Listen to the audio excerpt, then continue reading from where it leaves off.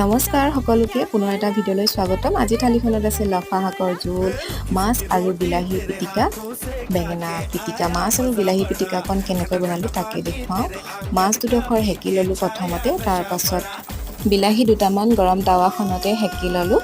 তাৰপাছত মাছৰ ভিতৰত থকা কাঁইটসমূহ আমি এনেকৈ বাছি বাছি উলিয়াই লৈছোঁ, নহ'লে পিটিকা কৰিবলৈ বহুত অশান্তি হয়।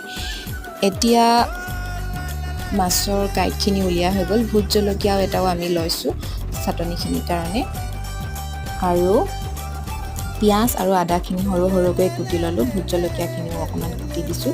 তাৰপিছত এতিয়া অকণমান নিমখ ছটিয়াই মিক্স কৰি দিছোঁ, হাতেৰেও মিক্স কৰি দিব পাৰিব আপোনালোকে।